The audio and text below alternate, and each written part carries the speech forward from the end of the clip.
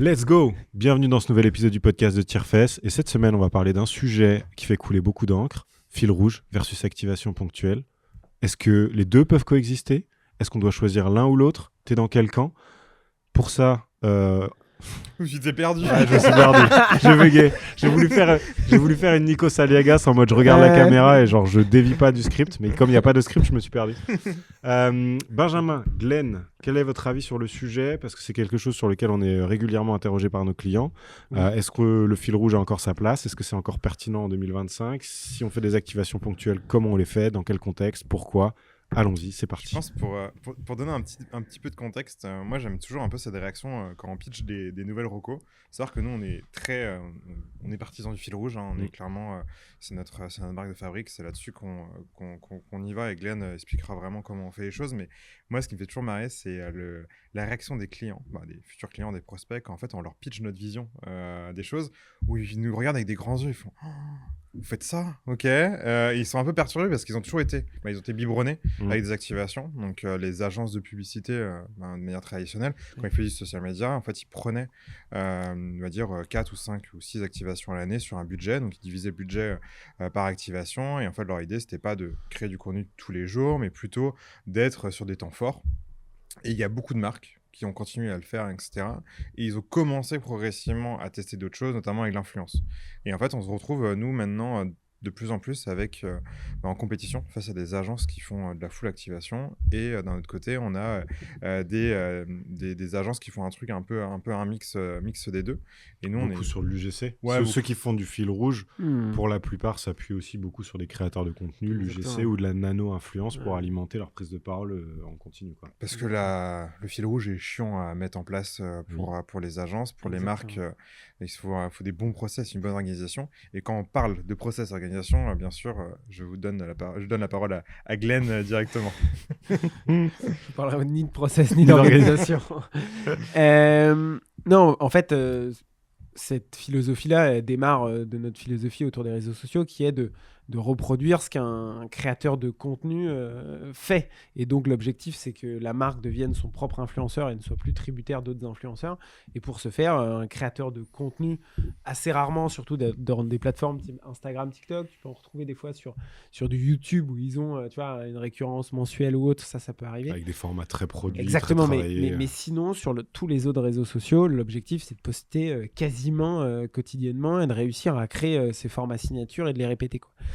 Et je pense que nous, de base, on ne s'est même pas posé la question quand on a lancé Tierfess, parce qu'on était aussi à côté créateurs de contenu, ça faisait partie aussi de notre méthode de réflexion, là où je pense que les agences se sont dit, en fait, là, il y a le social media qui arrive. Notre méthode de base pour faire de la pub, c'est des activations. On est processé et organisé pour faire ça, donc on va le répliquer sur le social media et on essaye de l'expliquer de façon à dire ça permet de maximiser votre budget, ça permet surtout de maximiser les marges des agences. Aujourd'hui, non mais c'est vrai.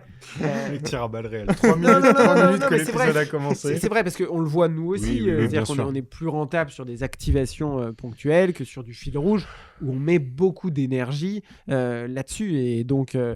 clairement, et c'est ce qu'on dit. Après, c'est bien ou pas bien là-dessus. Faire de la marge, c'est cool. Il n'y a pas, y a pas de sujet. On ne jette pas du tout la pierre là-dessus. Mais je pense que quand même, l'usage est venu de ça. Et après, on a tenté, ou les agences ont tenté d'expliquer pourquoi ils le faisaient. Et nous, on essaye vraiment de combattre ça et de se dire, regardons avec le plus de transparence possible ce que font les influenceurs. Et ça n'empêche pas qu'un influenceur peut aussi avoir de temps en temps des OP, des choses un peu spécifiques à proposer. Et donc, justement, là, par contre, de réussir à cumuler les deux.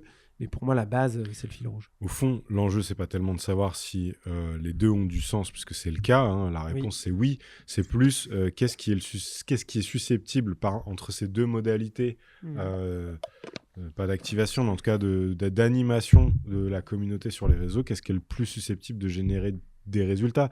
Et là, ça pose la question de savoir qu'est-ce qu'on cherche à accomplir. Parce qu'il y a sans doute un cas de figure où les activations ponctuelles ont peut-être plus de sens versus d'autres contextes où, pour le coup, le fil rouge a plus d'impact. Moi, je pense que si on prêche pour notre paroisse 2 minutes, et parce que c'est ce qu'on connaît le mieux, c'est ce qu'on fait tous les jours, à mon sens, le fil rouge est plus intéressant. quand on cherche à favoriser la notion de communauté, d'engagement, l'attachement à la marque, la préférence de marque, la mémorisation, t'es pas à l'abri aussi de réussir à créer des formats qui deviennent viraux et donc par extension d'aller tacler tes objectifs de notoriété, etc. Mais si l'enjeu, c'est vraiment de se dire comment je fais pour que le consommateur, quand il est dans un rayon, s'il doit choisir entre la marque A et la marque B, il me choisisse moi, à mon sens, le fil rouge, c'est ce qui te permet le mieux d'y arriver.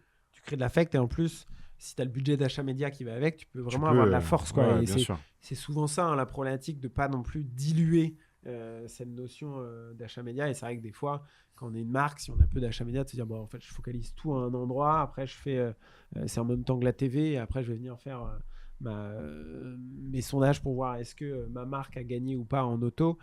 Et oui, souvent, c'est le cas. Donc, c'est plutôt quel objectif de fond les marques veulent avoir, mais on le voit au quotidien, les marques avec qui on a de l'affect et on en crée, c'est parce qu'on les voit aussi régulièrement. Donc il y a aussi cette notion de répétition et d'avoir des différents formats. Parce qu'au fond, le risque d'une activation ponctuelle, c'est que si c'est un flop, bah, t'as cramé une cartouche, quoi, une grosse cartouche. Et t'as un truc qui est intéressant aussi, c'est qu'aujourd'hui, à l'époque, activation ponctuelle, c'était beaucoup des contenus très publicitaires. Donc en fait, les marques, on va dire, sur social media, faisaient une pub télé, mais pour les réseaux sociaux, des fois avec plusieurs pastilles et capsules qui étaient différentes. Là, ils ont introduit de l'influence dedans.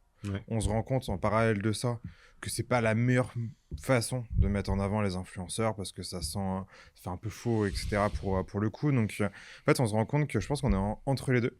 Et progressivement, je pense que les agences qui faisaient des activations, etc., commencent à faire du fil rouge. Donc produire plein de micro-contenus avec des influenceurs. Donc en fait, finalement, créer autre chose. Et en fait, et c'est un truc moi qui m'a marqué, c'est que sur TikTok, on peut pas faire de mode collaboration. Donc quand tu veux nourrir ta marque, en fait, on a pas mal de marques pour qui qu'on voit, qu'on benchmark, etc., qui me font rire, c'est qu'en fait, ils ont plein de contenus influenceurs qui sont utilisés comme du contenu fil rouge, sur lequel ils capitalisent même pas sur l'audience de l'influenceur et qui est partagé en ads pour performer.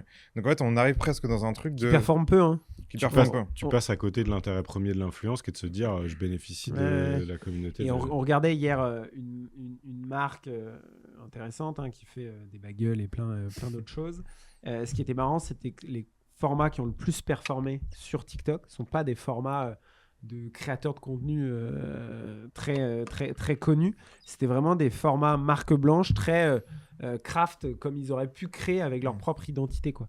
Sauf que là, aujourd'hui, c'est une marque qui est dépendante des créateurs, et donc il ne peut pas créer justement cette notion d'identification de marque, mémorisation, parce que en fait, il laisse ça à des créateurs UGC. Et c'est ce que j'allais dire, moi, le risque de vouloir faire du fil rouge par le biais de l'UGC, c'est que tu crées quand même une forme de dépendance.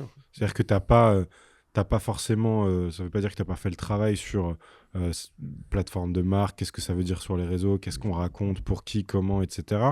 Mais t'as pas été au bout de l'exercice dans le sens où t'es pas en capacité demain de driver cette production. T'es quand même toujours un peu tributaire des créateurs de contenu pour venir alimenter tes prises de parole. Et je trouve que ça vient pas renforcer une forme de résilience, quoi. Alors on peut argumenter du fait, dire bah oui, mais faire produire par une agence, c'est pareil, t'as pas internalisé la compétence, t'es toujours tributaire de l'agence. Oui et non, parce qu'en fait, une fois que les rails ont été posés et que la stratégie elle a été établie et que tu commences à avoir itéré sur des formats, sur des angles, sur des thématiques, etc., quand bien même demain tu fais produire par quelqu'un d'autre, tu capitalises quand même sur tout le travail qui a été fait par ta précédente agence sur tester des formats, voir ce qui a fonctionné, ce qui n'a pas fonctionné, tes assets dont tu restes propriétaire. Et je pense que tu as un truc aussi, du coup, par rapport à ça, c'est qu'en fait, on se rend compte que du coup, les agences ou même les marques commencent à faire des activations des fils rouges. Ça, c'était pendant une période très courte. Typiquement, ils ont un temps fort. En fait, ils font du fil rouge ponctuel. Ouais, c'est ça. Non, mais exactement. Et du coup, tu vois, par exemple, après, la communauté, qu'est-ce qu'ils font ? C'est genre, on leur a balancé plein de contenu en peu de temps. Et après, ils tombent là-dessus. Et après, il suffit juste que l'OP d'après soit très brandé, qu'ils aient pas les mêmes mécaniques, etc. La personne, même nous, on voit ça, on se dit, en fait, je me suis abonné à une marque, je me désabonne, je laisse tomber, etc. Parce qu'on n'a pas réussi à créer de lien ou d'affect. Et du coup, je pense que c'est pour ça que je te disais tout à l'heure qu'il y avait un truc en mode... je pense que les activations commencent à devenir du fil rouge, mais je pense de la mauvaise manière. Et je pense que demain, dans les appels d'offres ou dans les recos, etc., qu'on va faire, je pense qu'on va progressivement arriver sur en fait, le fil rouge, ça reste la clé. Il faut mettre des activations de temps en temps pour réveiller un peu sa communauté, son audience, même avec des plus gros influenceurs. Mais on n'a pas besoin de créer un truc par temps. Il faut vraiment se dire, sur l'année, comment on parle de la marque tout le temps, quoi. C'est la question que j'allais vous poser, c'est de se dire, parce qu'encore une fois, l'objectif, au même titre que quand on parlait de la télé, c'était pas forcément d'opposer les deux, c'est plus de se dire quelle place doit prendre chacun de ces outils dans notre stratégie, on va dire, marketing global. Si on se dit qu'il y a de l'intérêt pour les deux, le fil rouge pour toutes les raisons qu'on a déjà évoquées et les activations ponctuelles pour celles qu'on va évoquer, quelle place ça doit prendre et comment bien le faire d'après vous sur le social media. Et par bien le faire, j'entends quels sont les sujets ou contextes qui s'y prêtent, comment on les adresse, c'est quoi peut-être les écueils à éviter, quoi. Je pense déjà pour faire un bon fil rouge qui fonctionne et qui ait du sens, il faut vraiment se poser la question des contenus et comment ces contenus au-delà de l'ADS peuvent vivre. Comment tu arrives à avoir des formats organiques qui performent, qui est vraiment la clé, je pense, du social media et qui est complexe. On est en plein à essayer de débunker le truc et à bosser pour réussir à le faire. Donc, je pense que sur le fil rouge, il y a vraiment cet enjeu de créer ces formats qui peuvent performer et qui te permettent de toucher un nombre de personnes tous les mois définis dans lequel tu maîtrises ça. Et après, sur le ponctuel, nous, on aime bien quand même l'intégrer avec de l'influence. Par contre, faites attention aux fausses bonnes idées, quoi. C'est des choses qu'on a déjà vendues, sur lesquelles on s'est dit, en fait, ça se vendait très bien, on l'a mis en place et en fait, ça flopait, quoi. Parce qu'on l'a fait plus pour le vendre, plus pour notre kiff à nous, et de se dire, on va faire une grosse prod, un truc, on le voit encore, là, j'ai vu une grosse prod sortir sur TikTok, qui font, je sais pas, qui a dû coûter un bras, mais qui en termes de ROI, qui fait moins de likes qu'un post face cam du CM de base. Et donc, en fait, ça, c'est une fausse bonne idée. C'est-à-dire que c'est une idée qui se vend sur bien. Sur le papier, tout le monde est content, c'est parfait. Mais en fait, c'est pas social media, quoi. Et la méthode, nous, qu'on a sur cette partie activation, c'est vraiment d'être en capacité de co-construire avec les créateurs de contenu eux-mêmes l'OP qu'on va faire, quoi. On leur impose pas quelque chose, on a le message qu'on souhaite faire passer, ça va être souvent lié à une sortie produit ou tu vois un événement quand même fort de la marque, hein, c'est là où on vient l'implémenter, mais ne pas sortir un truc de notre chapeau et dire aux créateurs de contenu de le faire, parce que si on prend la casquette plus créateur de contenu, on a déjà vu des marques venir nous voir, dire faites ça, on voit le billet, on se dit c'est cool, on va le faire, mais on sait que ça va flopper, on le fait juste. Et on en échange en off avec plein de créateurs de contenu. Et c'est le cas très régulièrement. Ils font le truc pour la Roche-Posay, c'est bon. Boum, par confort plus que par conviction. Et en fait, tout le monde s'en fout. Et c'est là, par contre, tu dis aux créateurs, en fait, mon premier objectif, c'est que ça marche. C'est que ça cartonne plus que tes formats que tu fais à date. On regardait un format hier avec Ben, on va pas les réattaquer, mais on ne sait pas l'agence qui est derrière, mais là, on connaît la marque et... Ils avaient un format qui a fait plus de 3 millions de vues, mais 1000 likes. Et l'autre, il a fait 1 million de vues et 100 000 likes. Et donc, voilà, on sait lequel était en organique, on sait lequel était en paid. Et en fait, c'est exactement ça, cette notion de fausses bonnes idées. Si vous faites ce ratio à chaque fois vue-like, vous voyez tout de suite ce qui fonctionne ou non. Et donc, comment nous, on l'évite ? On bosse avec les créateurs et on cherche à créer d'abord un format qui va cartonner avant de vouloir montrer notre produit. Alors, c'est intéressant parce que juste... ta porte d'entrée, c'est le format. Et en fait, on est passé, alors tu l'as mentionné rapidement, on est passé quand même très vite sur c'est quoi les bons prétextes en tant que marque, tu vois. Oui. Qui est de se dire, parce que au fond, la logique de penser format d'abord, je la comprends très bien et je suis 100% aligné avec toi. Mais il y a aussi un truc, je trouve, qui est de se dire, est-ce que le sujet de base, avant même de se poser la question de savoir quel format on va utiliser pour en parler, est-ce que le sujet a le potentiel pour créer une collab, une OP, un truc qui va avoir de l'impact, tu vois ? Après, là-dessus, je pense qu'il faut être honnête. Par exemple, si on prend une sortie produit, des fois, il y a des sorties produits, on doit juste le matraquer et on sait qu'on n'aura pas les viralités, on va retomber sur des codes beaucoup plus simples et fine. Il faut juste pas faire d'entre-deux. C'est-à-dire que si tu sais que c'est de la pub pure, fais de la pub pure. Fais pas un entre-deux où les gens disent « Ah, c'est de la pub, c'est pas de la pub » et en fait, ça va flopper. Donc, je pense que c'est, en tout cas pour moi, c'est surtout ça l'enjeu. Et par contre, d'être aussi en capacité, par exemple, si je reprends l'exemple de la sortie produit, tu dois aussi l'intégrer dans ton fil rouge. Et peut-être, justement, en fait, c'est des formats que tu as déjà créés ou tu as déjà itéré, qui cartonnent. Et donc, tu vas venir implémenter dans ces formats-là, en fait, tu vas venir changer Pardon pour le micro, il n'est pas tombé. Tu vas venir changer en fait la partie édito et peut-être que tu vas mettre plus d'achats médias là-dessus. Et en fait, c'est ça qui va faire que tu vas popper beaucoup plus que si tu viens recréer une OP ponctuelle sur laquelle peut-être tu maîtrises peu parce que c'est de l'influence ou alors c'est un autre format et donc un truc qui est un peu hors sol, qui n'a pas de sens par rapport... Et il ne faut pas oublier que notre travail à nous, en priorité, c'est de créer la signature social media. C'est-à-dire, si tu reprends un créateur de contenu, même quand il doit faire une OP ou quelque chose, souvent, il va retomber sur son format. C'est juste la partie édito qui doit changer.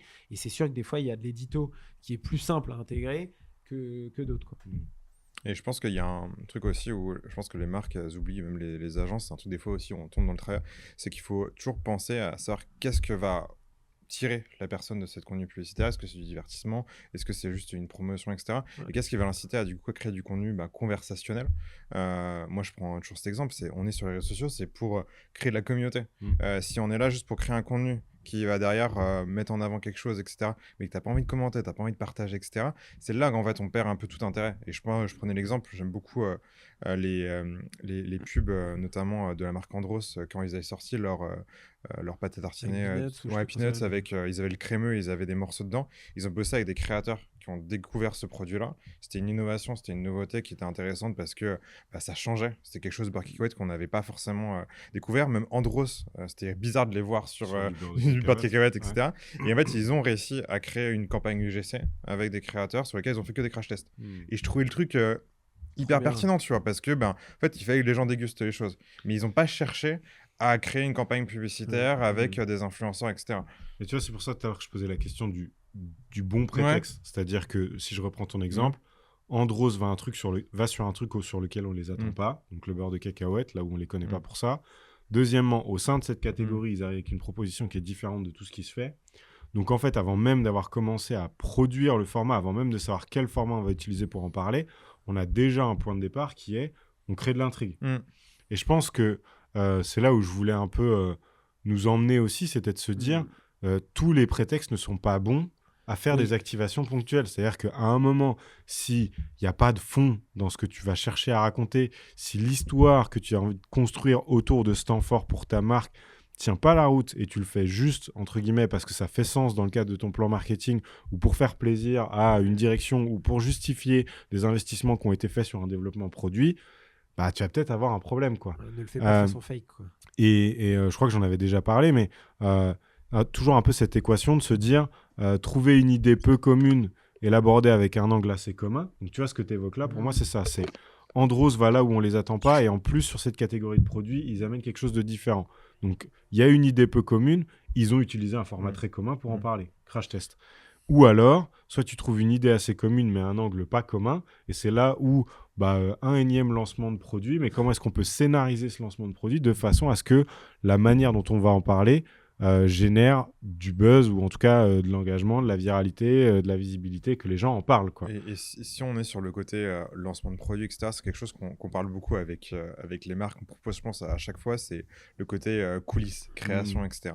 C'est qu'en fait, aujourd'hui, imaginons, on fait une grosse activation dans laquelle on veut montrer les coulisses de la création.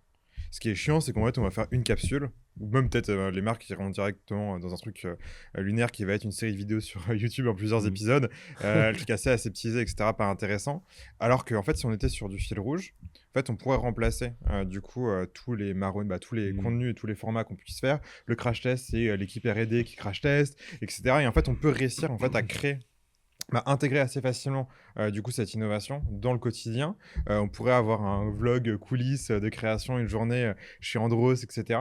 Et du coup pour tirer le fil avec le format Andros, moi je l'avais suivi parce que j'aime beaucoup quand des marques agro comme ça sortent des nouveautés. D'un côté ils avaient des contenus très publicitaires, donc je pense que c'était des formats télé ou du replay qu'ils ont adapté au 9/16e. Gros budget, pas mal de médias exactement. Et en fait genre quand je voyais les contenus qui performaient le plus, c'était pas les contenus publicitaires, c'était les contenus avec les créateurs, mais parce qu'il y avait toujours ce côté très authentique.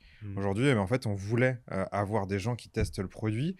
Ils ont le bon produit, comme tu l'as dit. Je pense qu'ils ont envoyé des kits RP à des influenceurs qui n'étaient pas forcément tous rémunérés pour ça, mais il y avait un enjeu quand même à les tester et à découvrir les choses. Donc je pense qu'aujourd'hui, presque, et tu le dis très bien, c'est les marques doivent passer plus de temps à créer des super produits, Et derrière, ça sera encore plus simple de communiquer dessus. Derrière, de faire en sorte, des fois aussi pour des activations ponctuelles, de se dire, en fait, on est sur des sujets un peu plus larges, du coup, on peut être plus créatif. Moi, j'aime bien quand on fonctionne plutôt qu'une innovation produit, plutôt sur un marronnier.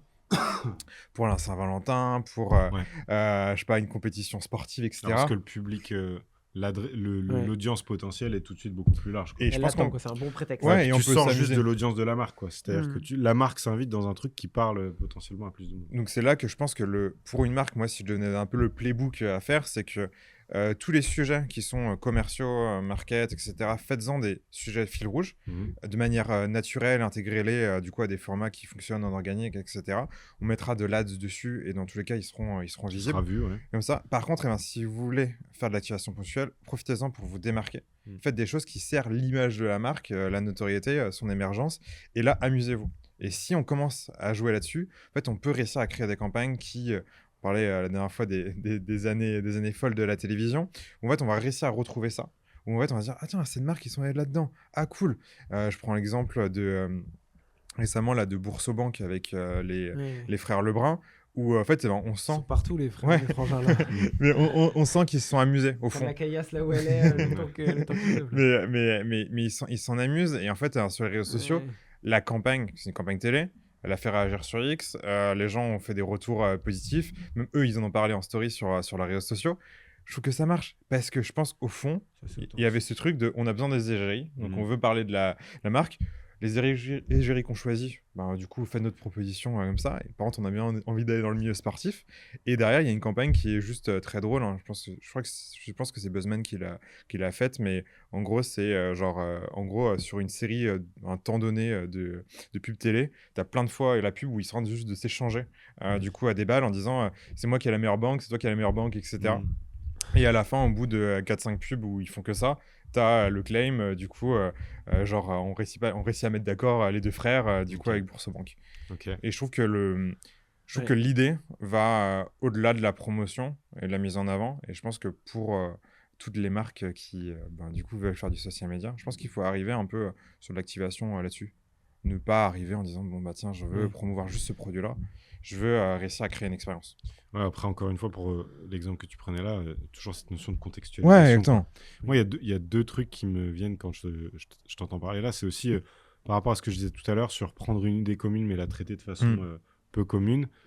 On a fait une capsule vidéo avec Tom, je ne sais pas si elle sera déjà sortie au moment de cet épisode, mais où en gros, je prenais l'exemple d'une marque qui avait réussi à faire du teasing sur le lancement de sa nouvelle gamme électrolyte en revisitant le jeu du pendu sur les réseaux sociaux. Donc en gros, je sais plus, sur 7, 15, 20 jours avant la sortie du truc, il lâchait des indices et il y avait en gros un jeu du pendu qui était en cours un peu sur plusieurs semaines où les gens devaient essayer de deviner le nom de la nouvelle gamme produit, etc. Et c'est bête, hein.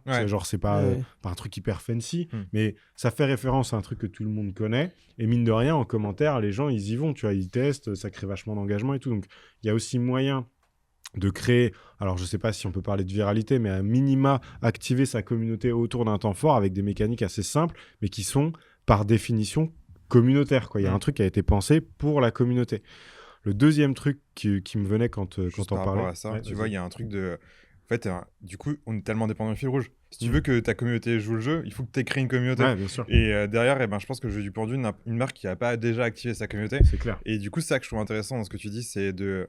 en fait, on a tout intérêt. C'est presque le meilleur argument pour dire faites du fil rouge, réveillez votre communauté, créez une communauté pour que le jour où vous sortez une activation, les gens participent. Il y a des gens qui participent, ouais, t'as raison. Et le deuxième truc, c'est que je pense que les marques ne se rendent pas compte que les médias comme les créateurs de contenu, ils ne demandent qu'à avoir des prétextes pour créer du contenu. Il faut se rappeler quand même que leur fond de commerce, c'est de prendre la parole et d'alimenter leur communauté. Plus vous serez en capacité de leur donner des bons prétextes pour le faire, des choses qui vont leur permettre de s'amuser, de créer des trucs qui ont du sens pour leur communauté, moins vous aurez de mal à les embarquer.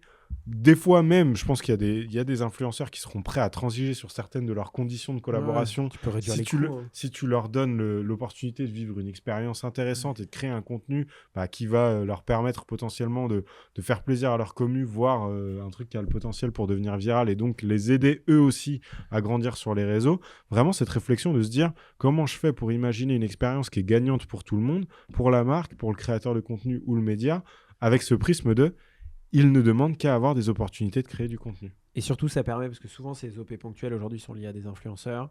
Et des fois, on trouve même les tarifs qu'on a de certains créateurs de contenu. En termes d'impact, on les challenge. Et je me dis, des fois, d'être en capacité de créer du lien avec eux, d'échanger avec eux.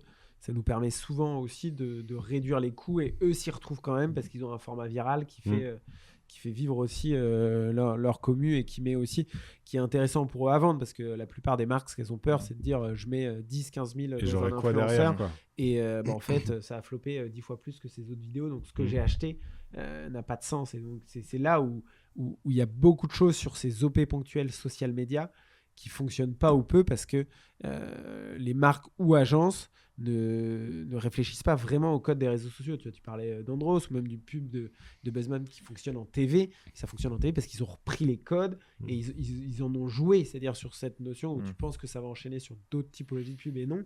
En fait, ils ont joué avec les codes des réseaux de façon simple et efficace, quoi. Tu prends l'exemple du pendu, c'est simple et efficace. Là où souvent sur les OP ponctuels, les gens viennent créer des choses pas lisible, que tu peux comprendre que quand on te l'explique, il faut le voir 3 fois. Sauf que voilà, c'est pas les codes des réseaux sociaux de le regarder 3 fois. Et ça, c'est l'écueil dans lequel faut faire gaffe, quoi. Ouais. Faites gaffe. Autre chose à ajouter, messieurs? Non, je pense que dire que les activations ponctuelles, je pense, nécessitent une bonne communication fil rouge, et derrière de vraiment. En tout cas, ça se nourrit. Ça se nourrit bien, et derrière, je pense que pour moi, les marques doivent faire de leur priorité une communication fil rouge, réussir à trouver leur ton de marque, etc. Pour que derrière, le jour où ils veulent sortir quelque chose, une grosse OP avec un influenceur, ils aient déjà une communauté qui soit là pour les défendre. Et vraiment ce truc de trouver le bon prétexte, trouver le bon format et trouver les bonnes personnes avec qui le faire. Et si tu as ces 3 ingrédients-là, a priori, tes activations ponctuelles, elles vont fonctionner. Et prenez les codes des réseaux sociaux, quoi. Faites pas juste parce que vous avez envie de faire de la pub TV au print et que vous avez que le budget du social media, vous le faites sur le social media. Non, si vous allez sur les réseaux sociaux, c'est pour le faire vraiment avec les codes. Sinon, ça floppe, même si vous le cachez, vous pouvez le cacher à la direction, mais nous, on le voit, quoi. On vous voit. On vous voit. À la semaine prochaine. Ciao.